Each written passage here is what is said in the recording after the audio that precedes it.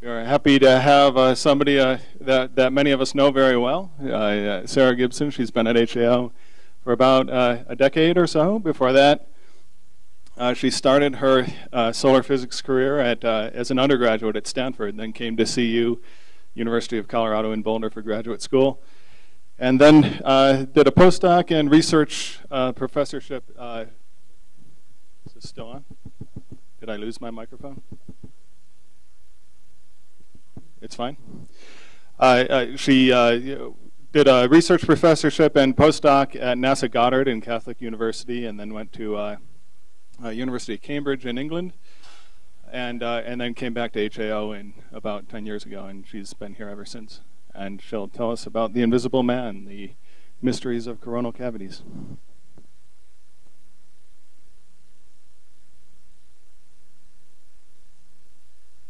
Thanks, Mark. Why does the number of sunspots wax and wane with a period of approximately 11 years?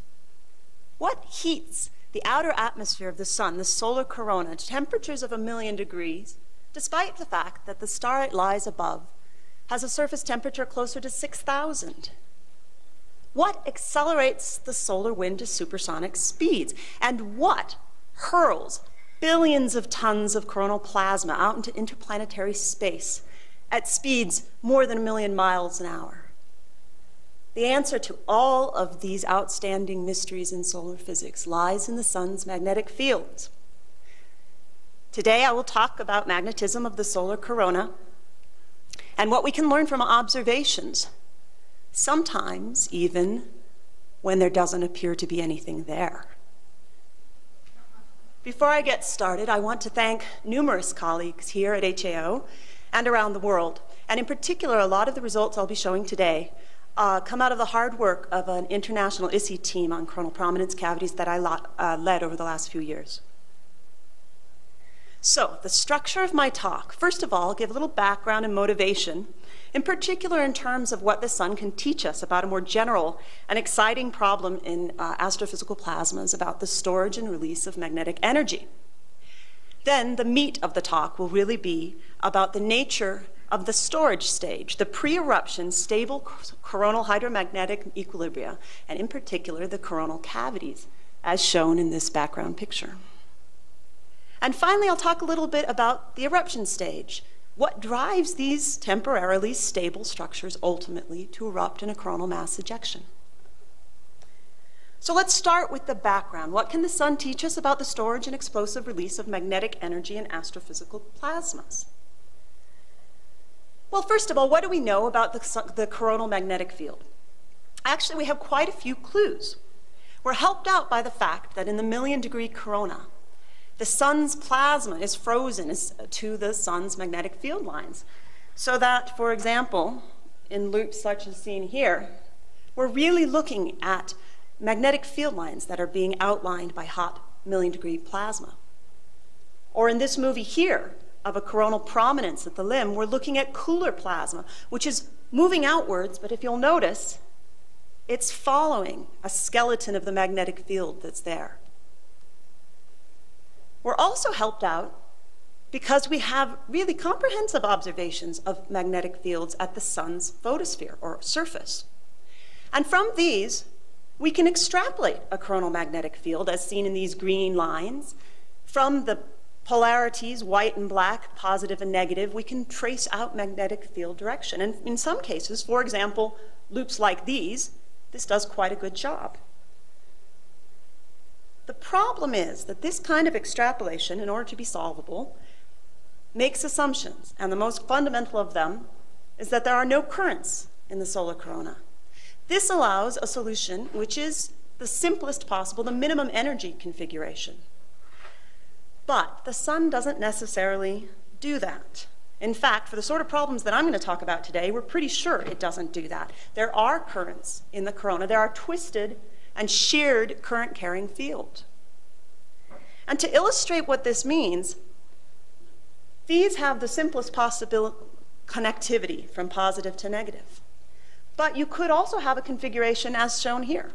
This is a simulation, a numerical simulation. This is an analytic model. Both are what's called a tethered Spheromak. So it's a much more complicated, twisting magnetic structure, but which nevertheless is tethered at a lower boundary in a simple bipole. So the simplest solution would be one that goes from red positive to blue negative. This is not the simplest solution. So what is the importance of the possibility of the sun's coronae storing and carrying magnetic energy in sheared current carrying fields? Well, if it can store magnetic energy, then ultimately it has to be released. And often this happens in an explosive form. And this magnetic energy and storage and explosive release happens all over the universe. This picture up here is a coronal mass ejection, and I'll talk more about those in a moment. This is the Earth's magnetic field, magnetosphere, interacting with the solar wind and creating little bubbles, substorms that are erupting off the back. Again, magnetic energy is building up and being suddenly and sporadically released. This is a part of a coronal mass ejection, a prominence eruption, and I chose it because it shows a very twisted structure erupting. This is an artist's conception. It's a nearby star, Evi Lacertae, about 16 light years away. And this small red dwarf is smaller than the sun, less luminous than the sun, but nevertheless was observed by the Swift X-ray telescope to erupt in a flare, stellar flare, having 1,000 times more power than any from the sun. The origins of the energy of this stellar flare come from the fact that this is a very fast rotating star and presumably has much stronger magnetic fields that can drive the eruption. This other also artist conception is of an active galaxy, BL Lacertae. In this case, observations show a jet and a shock wave and plasmoid coming out of the center of this galaxy. And the interpretation is that this galaxy has a black hole at the center and an accretion disk that is rotating. And again, magnetic fields are associated with an increase in energy, which is ultimately released in a jet. And finally, this picture at the top is from Paul Bellin's lab. These are magnetized current-carrying flux tubes, 8 of them in a spider leg configuration. And a split second after this particular picture was taken, this is a photograph, a jet was formed as these 8 flux tubes coalesced and shot out the center. What holds these all together is magnetism, is sheared or twisted magnetism, and so I've put in the center this picture of a magnetic flux rope, which I'll talk more about. So what I'm interested in this talk is the storage stage. And the sun's corona gives us a tremendous opportunity to witness this storage stage in great detail. And what I have here is a coronal prominence. The coronal prominence is cool, relatively cool, dense material that is nevertheless suspended at coronal heights. And what suspends it has to be the magnetic field of the corona. When it's observed at the limb of the sun, it's called a prominence. When it's observed on the disk of the sun, here, it's called a filament. And the structure that surrounds it, as a dark egg shape, is known as the coronal cavity. And these structures are very long-lived. And by long-lived, I mean they exist for days, weeks, sometimes even months. The sun is rotating, and a structure like this can appear at one limb and then the other and back again. When you look at them close, however, they're not static by any means. This is one of those prominences. This is relatively cool material, and you can see there's constant motion and swirling motion, no less, going on, both in the prominence and now in a much larger scale picture, the cavity that surrounds it. You can see swirling motions in the middle. But again, when you look at the structure as a large-scale structure, it pretty much stays put, at least until it doesn't. And that's when the coronal mass ejection happens. Now, if you look close at this particular picture, which shows the sun in cooler plasma, ultraviolet here, you'll see a prominence, which erupts out as part of this coronal mass ejection. Here, we're seeing the outer part of the corona in an occulting coronagraph. And I'll show it one more time. Look right there, and you should be able to see the prominence rising up and erupting. In this case, we don't see the cavity because it's on the disk of the sun, but I'll show you some other cases later. So let's turn to the coronal cavities. That's what these structures here are. What is the nature of the pre-eruption stable coronal hydromagnetic equilibria where this energy is stored? So why coronal cavities in particular? Well, first of all, because there's a lot there to learn, and we have learned from them. Prominences have been observed for quite a long time, and but cavities have not been as comprehensively observed. Well, there are good reasons for that. For one thing, a lot of observations need you to target them, and so you have to know that they're there in advance to be able to plan that targeting observation. You also have to have enough plasma to see. If it's truly invisible, there's not much to analyze. And finally, and this one really is the crux of the matter, when you have essentially an area which is less dense than its surrounding, it's very easy for it to be obscured by surroundings, so projection effects have to be considered. Prominence, however, are just a small fraction of the magnetic structure that is erupting in the coronal mass ejection. If you will, they give you the invisible man's footprints. The cavity is the invisible man, a much larger structure. And when the coronal mass ejection erupts, and when it comes and interacts with the Earth's magnetic field and causes space weather at the Earth, the bulk of that volume is coming from the cavity, not the prominence. So the cavities hold a key to the magnetic structure of the pre-CME equilibrium. So today I'm going to show some recent work where we model the 3D geometry, and we concentrate on cavities that are like this one, near this pole of the sun, called polar crown filament cavities. And we've been able to do detailed analysis of their physical properties. And what we find is that we get a self-consistent picture of the cavity, its substructure, and its dynamic evolution when we consider the models of magnetic flux ropes. And aside here, what do I mean by a magnetic flux rope? Well, basically what I mean is we have not as simple as a potential field configuration, but nevertheless one that is relatively simple. It's not just tangled. We have an axial field from one polarity to the other, and field winding in an organized fashion around that. Okay, I'll start by summarizing some basic observable points about cavities. First of all, we actually see them all the time, which is quite amazing when you consider that they're dim. But they are ubiquitous. These nice observations are in extreme ultraviolet. This is showing you a cavity on one limb and the other at the same time. This is the so-called polar crown filament that connects them. We can also see them in soft X-ray. We can even see them in radio as a depression. And historically, really the first place cavities were observed were in white light, because cavities have been observed historically in solar eclipses. Second, they come in a range of sizes and shapes. The white light cavities can be quite large or relatively small, but we can get even smaller when we look in extreme ultraviolet. These are actually two cavities. This is a large one, and you can't really see it at all in the extreme ultraviolet. It's just too big, quite frankly. But this one, which is a nice polar crown filament cavity, is visible in both extreme ultraviolet and in white light. And the other thing that holds them together is that they all have a prominence associated with them. This picture here shows a nice case where there are two cavities side by side, and this is an inverse image. We are able to see their tops in white light. So this tells us, first of all, that we have to be aware of what we're looking at, because we're going to be biased towards large cavities when we look in white light and towards small cavities when we look in extreme ultraviolet or soft X-ray. We've looked in white light and done a survey, and we're in the process of doing a survey in EUV, and we find some interesting things. First of all, they're not really circular, they're elliptical. This is an aspect ratio plot, basically, height versus width, and this purple line would be a circle. So most of the cavities are lying above the line. This means they tend to be skinny. Second, we just don't see cavities in white light higher than about 1.5 solar radii, and I'll come back to that point. Third, cavities are like a tunnel, and they're extended in longitude with varying height. As you'll see in a moment, some of them can be very nicely fit with a Gaussian profile in height.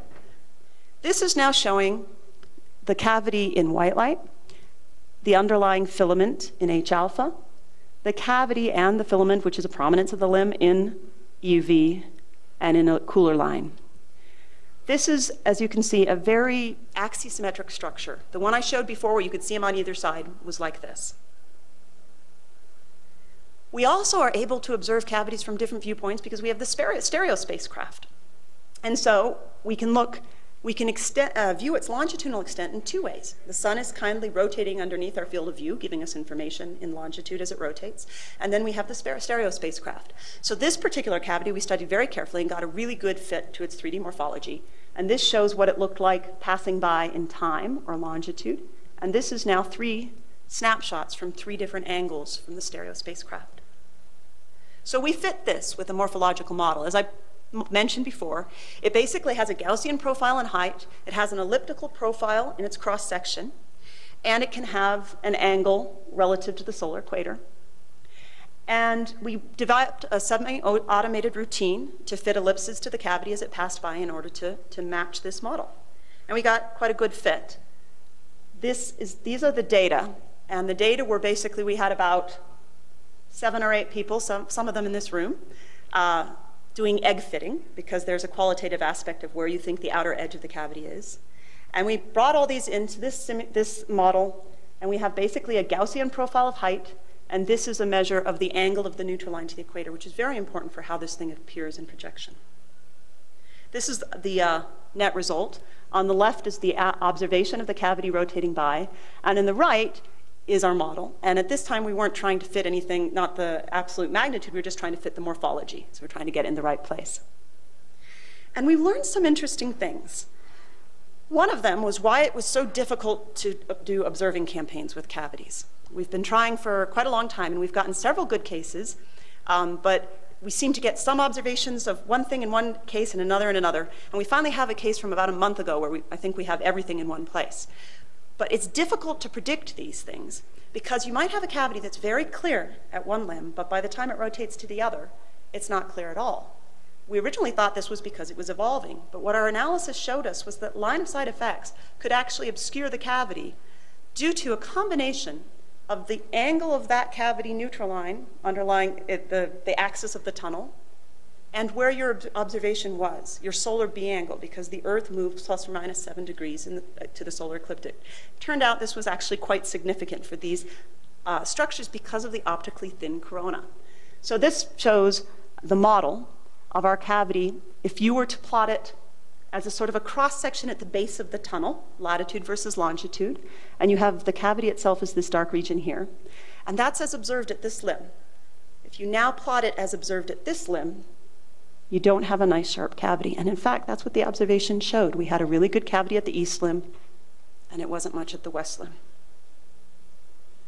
This is just a detail on that, demonstrating the point that essentially the reason it works is because if you had a cavity that was aligned with the equator, and you now tilted it, you would see the first part of it, if you tilted it along your line of sight like this, you would see the first part more sharply and the last part less sharply, and the opposite at the other limb. But now if you have a solar B angle, you can essentially restore its parallel nature, which is the bottom, and get a nice sharp cavity, but your angle works against you on the other limb. The fourth point, cavities have less density than their surroundings. Now this kind of seems obvious, but you have to be careful, because when you're looking at plasma, most of your observations are depending both on density and temperature. And you can have regions that appear dark simply because they're not emitting at the temperature you're looking at, the wavelength. White light is a nice observation because it has no temperature dependence. So in fact, that's how we did our analysis of the densities. This shows the black is a profile of the cavity density versus height as you move out through it. This is a surrounding bright structure known as a helmet streamer. And these, the red and the green line, are things to compare to. The red is kind of a canonical streamer, bright structure, and the green down here, if you can see it, is a coronal hole where the corona appears very dark. And what we found, and what became very consistently from all the observations we looked at, was first of all that there is a there. These cavities have plasma. They have double or more plasma than a coronal hole, for example. They're not really the invisible man. The second thing we noticed was that the cavity radial profile was flatter than the streamer profile.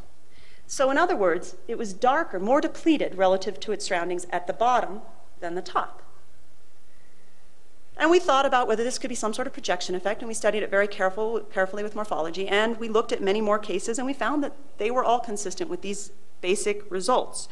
First of all, that the cavities have more plasma than a coronal hole. Secondly, they're more depleted at the bottom. Their depletion is about 25% on average, that's this line, and at most about 50%, 60%. And that's a fundamental result of how much density is missing from these structures. Second of all, we didn't see any real, for most of the white light cavities, we didn't see a dependence on cavity size, but we did have these two little curious outliers, these two little tiny cavities. Now, there's an observational effect there that the little ones you tend to see are the ones that are really, really dark and stand out. But nevertheless, we were interested. And so we've been looking a lot more at the smaller cavities that you can see in EUV. And we've now done a study using a density diagnostic in extreme ultraviolet. And this is the cavity in the streamer for a much smaller cavity. You'll see that its top is at about 0.25 above the solar limb. You'll also see that there's no real evidence for that change in depletion with height. And when we get to the part where I'll talk about the flux rope and the implications, I'll return to this point. Fifth, cavities. One of the things we set out to do with this ISI team was to say, what is the temperature of the cavity? This turned out to be a difficult problem.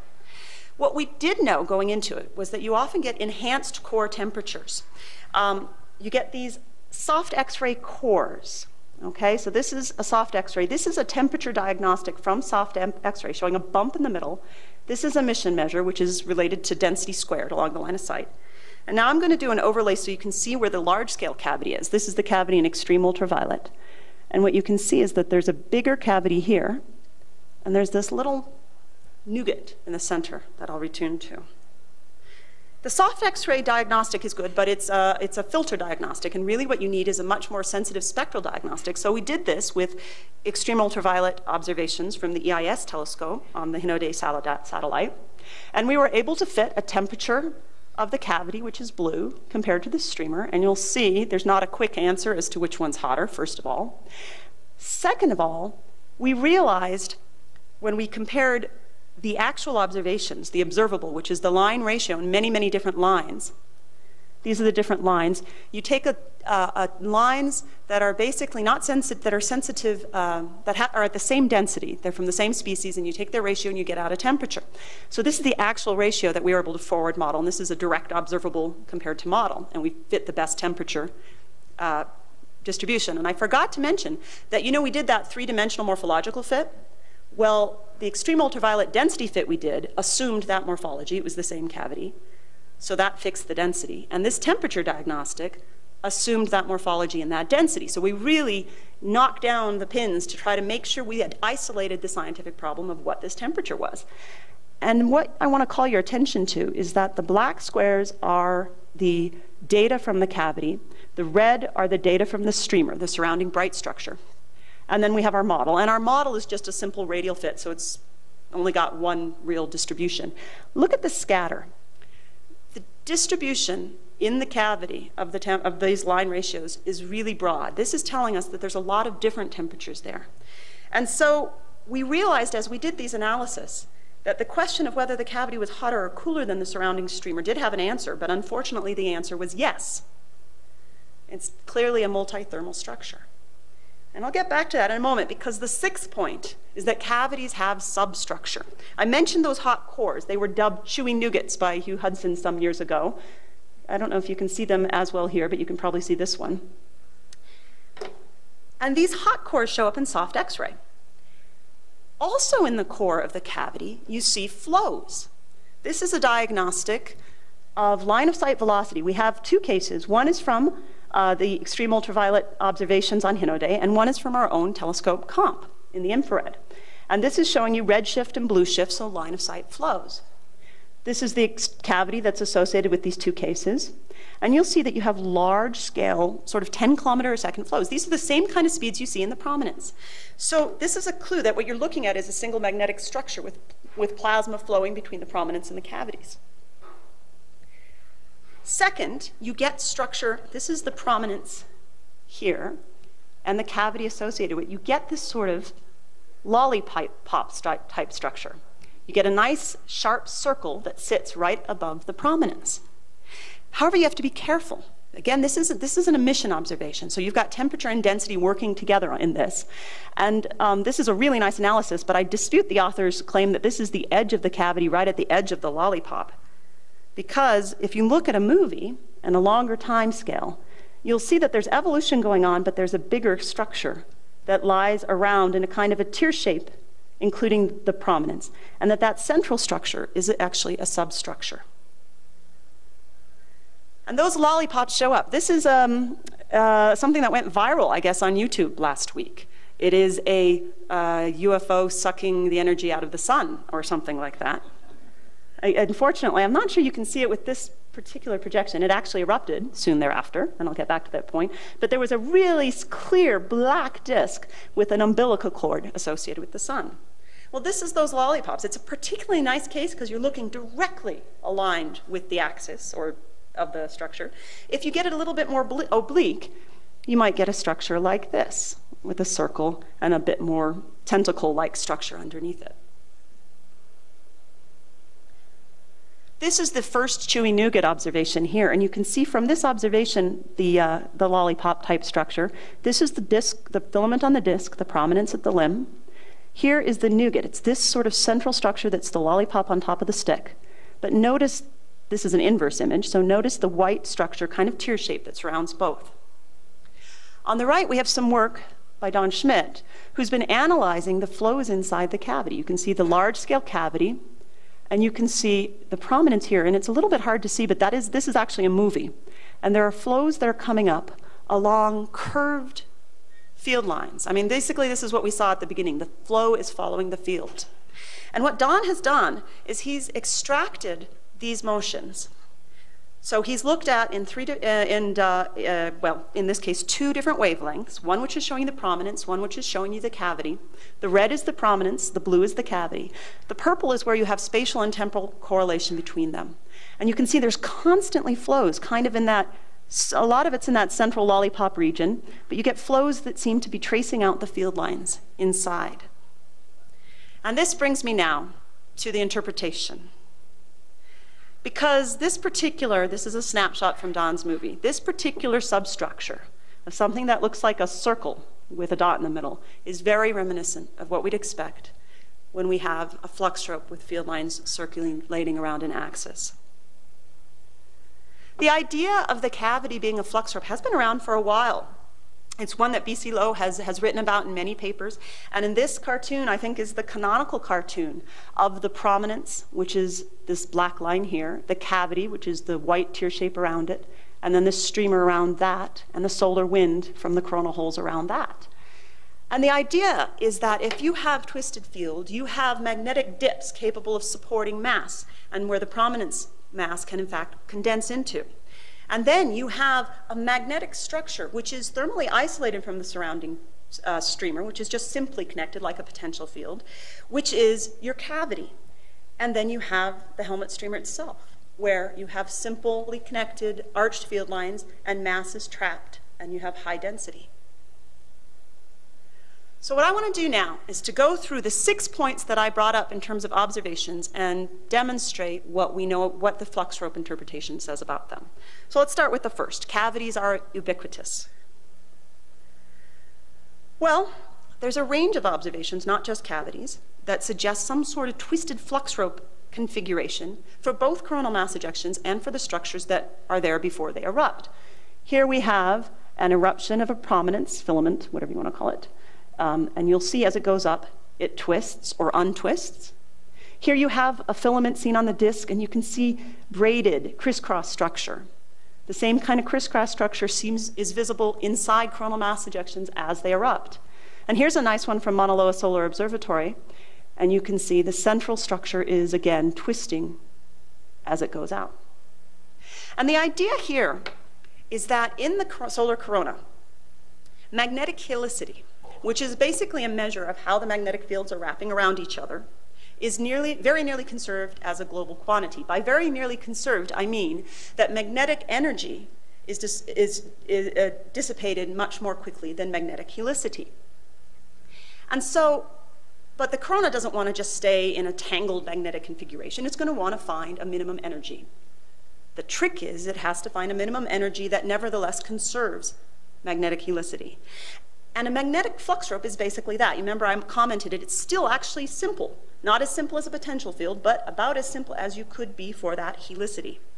So the idea that free energy can survive and be stored in twisted magnetic flux ropes is one which is quite compelling. And this is then ultimately the energy that drives the coronal mass ejection. The idea then is that flux ropes are exactly what you expect to form in an atmosphere like the corona. And they're fundamental building blocks of magnetism. All right, the second set of points, which all have to do with cavity morphology. The fact that they tend to be skinny ellipses, the fact that they never get past a certain height, the fact that they're tunnel-like with sort of a Loch Ness monster. I say Loch Ness monster because you remember those axisymmetric polar crown filaments where you have filament material kind of in a patchy line? Well, you don't always have a cavity at the limb. And my feeling is that what you have is something like the Loch Ness monster with undulating, increased tunnels that come up at different parts where the cavity is high enough to be seen. You also don't see the entire filament channel filled with filament. Finally, the cavities are density depletions. They're not empty. It's about 50%, 60% at most. And larger cavities tend to be more depleted at the bottom than the top. So these are all things that have to do with morphology, but also stability. So what do we know about magnetic flux ropes in terms of their morphology and their stability? Well, first of all, if a magnetic flux rope is in the corona, it's a constant battle between two forces. One is the overlying, more simply connected arched field lines, which have a magnetic tension, which is trapping them. The other is the hoop force of the flux rope itself, which has a magnetic pressure gradient, which wants to push outwards. And so you have a constant battle between these. And when you have an exact equilibrium between them, you have a state which is called force-free. In other words, the magnetic pressure and the magnetic tension forces completely balance themselves. And the corona is expected largely to be in that state. The magnetic field is very, very strong. So the balance is kept in this equilibrium, again, until, in this way. Okay, so this is an example of a simulation showing the emergence of a flux rope. And I'll call attention to the fact that because it's expanding, it's naturally forming this kind of Gaussian tunnel-like structure. But then, that structure may erupt. And in this particular simulation, the eruption is happening because there's the so-called torus instability, which is an instability in this hoop force expansion. And it's a case where the magnetic flux rope axis has gotten above the height, a critical height determined by the fall off of the background field. So that critical height, you see where I'm going with this, may be the fundamental reason why we simply don't see cavities higher than 1.5 solar radii. So the magnetic flux rope intrinsically has a Gaussian-like, tunnel-like morphology because it wants to expand upwards. And when it expands, there's less density than in a more simply connected flux field line surrounding it. To really understand why the cavity is less dense than its surroundings, it probably requires a full thermodynamic treatment. This is something that Don Schmidt, for example, is looking at and colleagues at NASA Goddard. But one thing that's intriguing is that the cavities that are large don't have a density jump at the top. And the reason why this is intriguing is because the Rayleigh-Taylor instability sets in when you have heavy material sitting on top of light material. And so for these large cavities, there isn't heavy on light because there isn't a jump across that top. The jump is to the side. Some of the smaller cavities do seem to have a jump across the top, but these tend to be these skinny little cavities. And so it has been proposed that there is actually a stabilizing effect of the magnetic tension force in a skinny cavity that would stabilize against this instability. Finally, the central substructure. The enhanced core temperature, the fact that the cavity seems to be multithermal in general, the fact that you get flows and these chewy nougats at this sort of location above the prominence. To look at that, let's look at a magnetic flux rope field lines. This is not a very highly twisted slinky. This is one which winds just over one full turn. And I want to point out that there are some field lines, the orange ones, which if you look at them carefully, you'll see have a dip. And there are other, these central ones, which don't. And this is because this is not just something that's winding with an axis like this. It's something which has an arched axis. And so for an arched flux rope, there's going to be a central portion which is not dipped. We can illustrate this further by filling in the dips. So what we've done is we've put little beads, little brown beads, where there is a dip up to a height which is equivalent to the scale height for a prominence temperature. And if we add all of them together, we get this array, this sheet of brown dips. The pink line is the outermost field lines of the flux rope. This isosurface is where current sheets are forming. And current sheets are forming at that outermost surface because it's an interface between two topologies, one which is basically a flux rope and one which is a simple arcade. Interestingly, they're also forming here in the middle. And that's happening because this thing is arching up and squeezing in its center. And I also want to call attention to the fact that this structure of dips is very much like a sheet aligned along the neutral line, which is consistent with what we observe with prominences. So we have a self-consistent picture where the prominence is coalescing here in a dynamic fashion, however. The cavity is inside this larger scale structure. And what about the current sheets? Well, if we draw now an edge-on view of a few example flux rope field lines which are not dipped, and I'm going to actually highlight the ones in the plane of the sky, so you can see what we have here is a flux surface, okay, with the prominence below it. There it is. You should be thinking lollipops at this point. And there's the currents that lie, again, along that structure, and there's the outermost part. So we have our cavity. We have this interesting substructure, which is different magnetically than the stuff below it. We have our prominence, and we have a current sheet. And where there's a current sheet, we can get magnetic reconnection. Where there's magnetic reconnection, we can get flows. And so this cartoon illustrates the idea that if you have a current sheet below the main part of the central part of the cavity, you're going to get reconnections and flows in a sort of a horn-like manner. And here's a picture. This is again that movie where there was that nice central disk with the prominence below it, but the larger scale cavity is here. This is a simulation of Yuhong Fan's, which illustrates that, in fact, you get reconnections at a central current sheet, creating flows and enhancements in a central substructure. All right, if you're not convinced, how about some actual measurements of the coronal magnetic field? And of course, this is the holy grail of coronal physics, to measure directly the magnetic fields. So we turn to our own comp observations. This measures the Stokes vectors and velocities in infrared lines. And what we have is linear polarization seen here, and a direction in the plane of the sky. And without going into too much detail, what we can measure in the linear polarization is that where it's bright, we have magnetic field largely in the plane of the sky. Where it's dark, it could be dark because your field is aligned along your line of sight. So if you're looking down a flux rope axis, you'd expect it to be dark. And here's the fun part. There is a special angle called the Van Vleck angle at about 54 degrees to the radial, at which the direction of the vectors, the linear polarization vectors, switch by 90 degrees, and the linear polarization signal goes to 0. Now, this may sound discouraging or complicated, but actually it gives us a really nice diagnostic, because this linear polarization in all its glory is sensitive to the presence of coronal currents, and as I will show now, in fact, that's a flux rope, cavity, but it's consistent with a flux rope. Here's a model of a magnetic flux rope, and this is what you would expect comp to see in terms of linear polarization. You would expect a dark dot at the center where the axis of the flux rope was. You would expect the dark Van Vleck inversion in the flux rope here. If you go back to these field lines, you can just look at where it goes about 54 degrees to the radial, and that this would continue in the overlying arcade, but at a different angle, with spreading out like this. So that's the Van Vleck inversion in the arcade, and these are in the flux rope.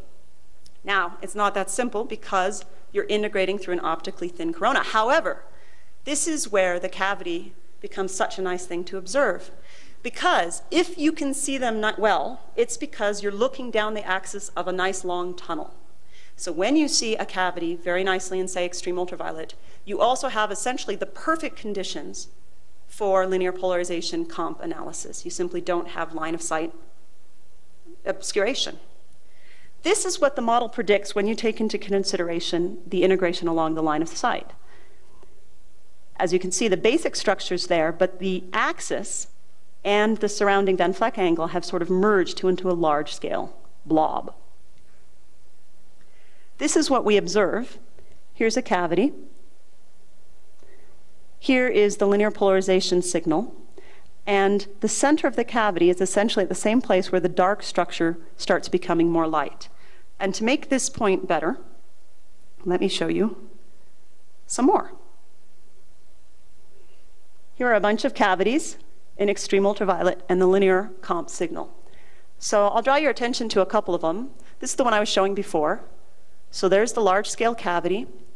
Here is that bunny ear configuration, and bunny head is actually quite significant.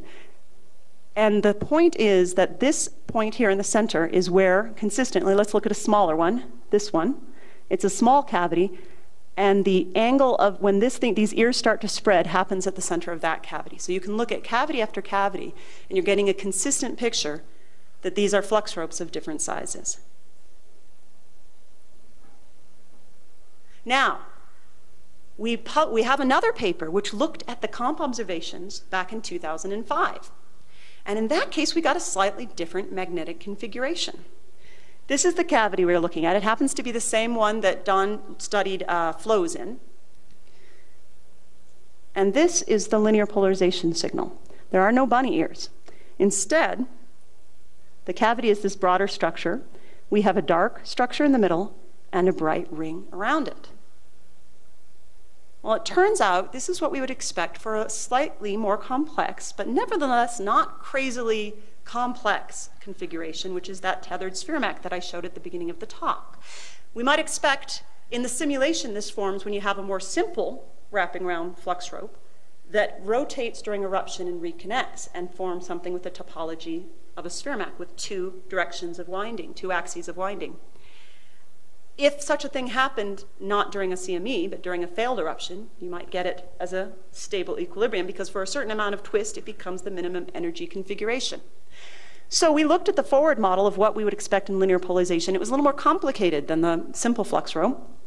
We get our nice axis still, but the Van Vleck angles, because this is wrapping around like a donut, there's the axis, there's the Van Vleck angle, and the outer boundary field, the field is not just going around this axis, but it's wrapping around a torus. So you're getting field directed towards you here and away from you here. So you're getting a dark surface here and at the axis, and then the Van Vleck angles. And when you integrate this along the line of sight, you have to realize that as you take slices along your line of sight, the direction and location of those, or the location of those Van Vleck angles is rotating, so they smear out. And in fact, what you get as an integrated signal, what remains, is the axis very nicely as a central blob, a bright ring, and then a dark outermost place where you have the field returning. And this is what we saw in that original cavity observations. These are all robust signatures of this model. Now I went back, after we looked at all these polar crown filaments, this comes back to the observational bias of what you're looking at.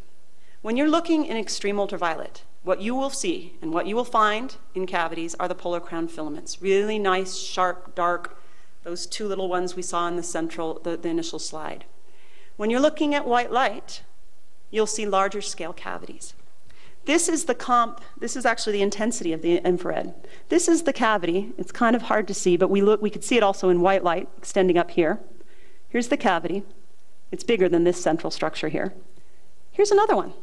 That's one of our classic little EUV cavities we see.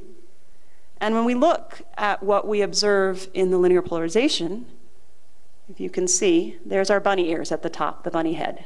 So it's there. That flux strip was there in 2005 as well. But this one was also there. this ring. So to look for Spheromaks, we don't want to look in the extreme ultraviolet because they'll be the wrong sort of size and scale. But we can look. But well, this cavity we would not have picked out. Probably the best thing to look at is the new white light coronagraph that Mauna Loa will have online in the next year. We'll be able to see a really nice range of cavities that way. So to finish the talk, briefly, why do these things erupt when they do? And here's a lovely movie, courtesy of Angelos Folidas, where a cavity is seen by two spacecraft on the stereo, the two stereo spacecraft, so two different views. And so what you'll see is the cavity very nicely seen by this stereo spacecraft, and now it's starting to be clear in this cavity, this spacecraft, and then it erupts. So the pre-existing magnetic structure seems to be maybe lifting off a little bit slowly over the course of a few days, and then it erupts. Here's just one view, but it's a nice clear example. And I want to call attention to two things. The tear shape of the structure, it's about to erupt, and these central kind of horns, which are related to what Don's been studying with the flows in the center of the cavity. Right there. Our summer student, Blake Forlan, last summer, went through many EUV polar crown filament cavities and categorized them as being arch-shaped, circular, elliptical-shaped, or more tear-shaped. He found 60 cases, and then he found that they were split in this form. About 20% were semicircular arch, about a third were teardrop, and about 45% were elliptical. He then looked at those three sets and checked to see if they erupted while he could still see them at the limb. And what he found was that 30% of the teardrop cavities erupted, as opposed to 22% of the ones that were more simple ellipses, and only actually, I believe this is one case of a semicircle. One has to be careful with the semicircle that you might be looking at a Gaussian tunnel that hasn't quite rotated round. So not long after that, I got an email from my friend Kathy Reeves, and she said, this is a really weird cavity we're seeing in soft X-ray and XRT. It's like this really skinny ellipse. And I said, that's going to erupt in 24 hours. And yes, I won a dozen donuts. Here it is. It was a really quiet CME. I don't think there was any flare at all. This was something that had risen to a height where it simply was not going to be stable and it was going to lose equilibrium. Now, returning to Yuhong's simulation and that substructure that seemed to be more prevalent right before the eruption. Also notice in the UFO viral YouTube video, that disk was right before an eruption. So I think there is intriguing evidence that this kind of substructure, the darkening of it, the flows, the horn-like structure, is in fact indication that you're going to have an eruption, again in the matter of hours or a day.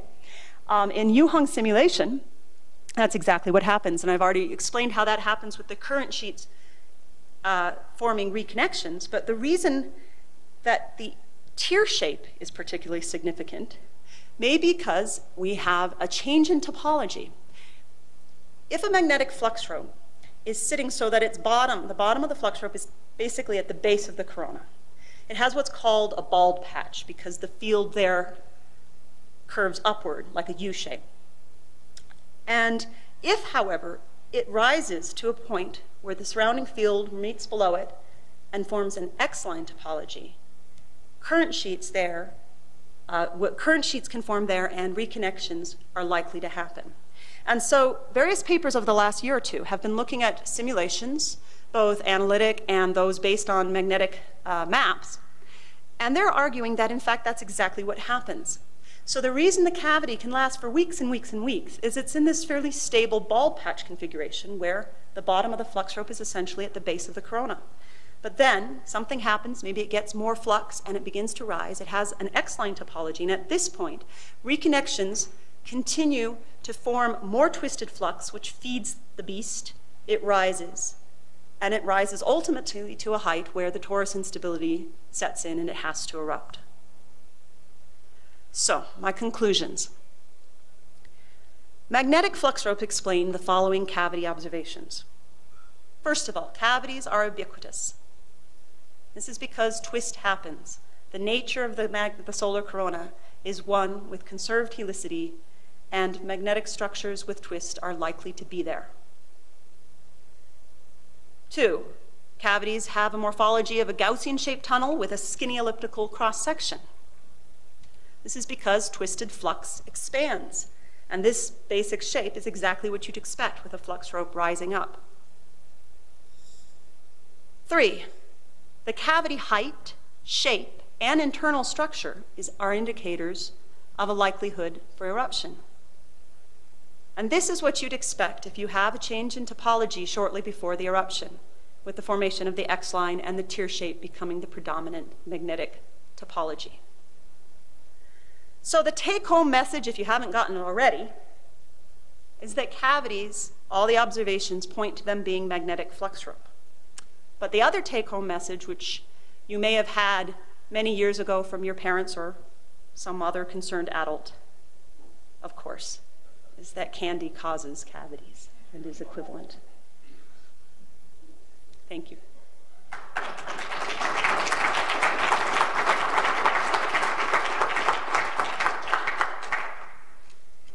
think for questions, I'm going to ask you to use this. Okay, is this on? Yeah, I'll ask you to use this microphone for questions because we are recording this. So, questions? I was going to resist, but since you brought it up, obviously if you get a really big cavity, you're going to need a crown. But Thank you. seriously, about slide 14, you had a definition of flux rope. Yeah. But you didn't read it, and it went by too fast. I'm sorry, yeah. Could you show that again? Absolutely. Boy, you even remembered it was slide 14. Nice.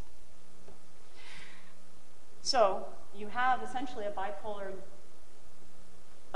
lower boundary, and you have an axis, and the magnetic field is wrapping around that axis. What did I say there? A set of magnetic field lines winding about an axial field line.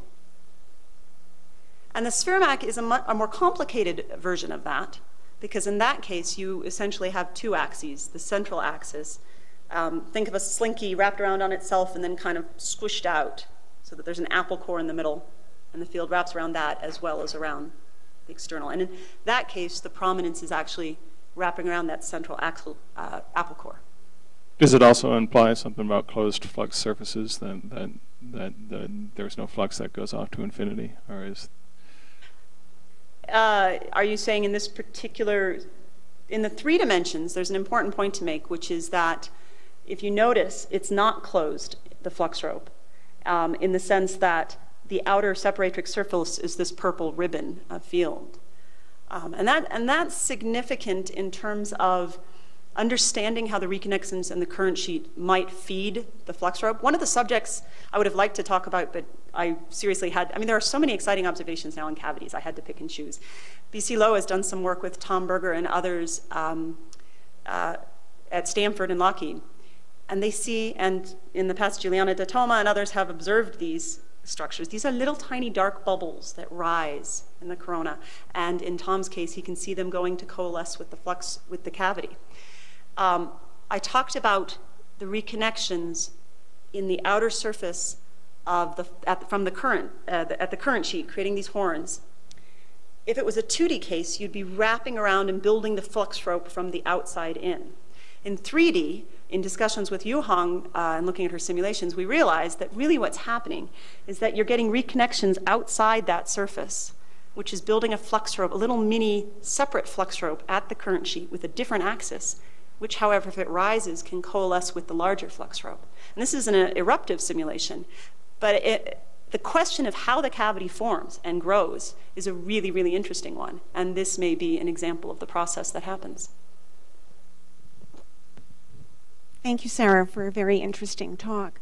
At the beginning, you told us that the sun varies with an 11-year solar cycle and that all of this is because of the magnetic field.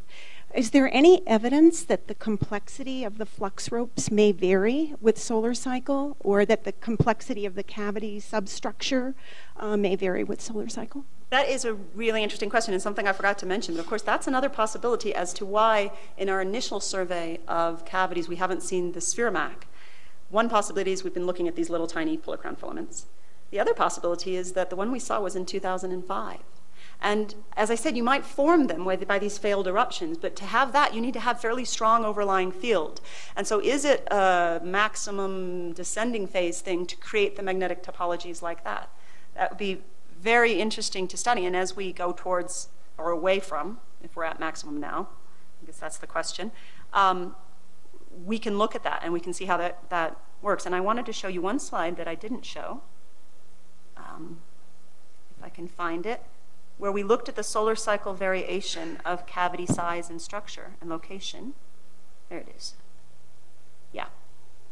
And we've done this, this one's very hard to see, but it was done with an initial survey of white light cavities from 98 to 2005, then another one from 2002 to 2008. And what's interesting is right around this time, you're getting small cavity size, little tiny polar crown filaments. These are in white light, but still those are the ones that pop out. And then at maximum, you get a broad range, but you can get these very large scale structures. So I think very possibly.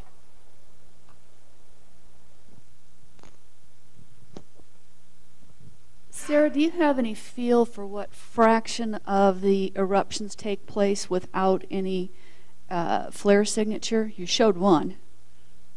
Yeah, I think usually there's a flare signature, but there have been some very well measured cases where there isn't a flare signature. And by a flare signature, one would expect that, even if it was a completely ideal instability that drives the eruption, because as the flux rope expands outward, the field has to close down and reconnect behind. And so there can be some sort of post-flare loops, for example, is exactly what one would expect. But there are, in the past, it's been hard because if you see a CME, you have to make sure you're not looking at a backside CME if you don't see a signal. But with stereo, there's been, I believe, one case in particular that's been very nicely demonstrates that there were no flares at all. Relatively rare. Reconnections are a way for the corona to release magnetic energy without necessarily changing the magnetic helicity. So in its voyage to that minimum energy, which conserves helicity, reconnection and flares of various sizes are exactly what one expects. That's why you have so many more flares of small scale size, for instance, than CMEs. So on your conclusion slide, you showed the diagram of your sort of prototypical structure. And it made me wonder, have there been any observations of pairs of those, adjacent pairs interacting? So which one do you mean? The model? Or? On your conclusion, yeah, you had a model of your helical flux rope. Have there been any observations then of pairs of those interacting? Let me just make sure I know what I'm looking at. Do you mean the bunny ear structure or the? Yeah, that lower right there. Oh, the lower right. Yeah. Oh, well. Pairs of holes, adjacent pairs of holes interacting. Well, I showed earlier one case where you saw two little cavities right next to each other. In that case, I think we actually could see the neutral line. It was the neutral line was like a circle. So in that case, you had two flux ropes, which were actually one. But there's really no reason why you shouldn't, because you get prominences near each other. And if they're both flux ropes, you would in fact expect, if they came close enough, there'd be some sort of interaction.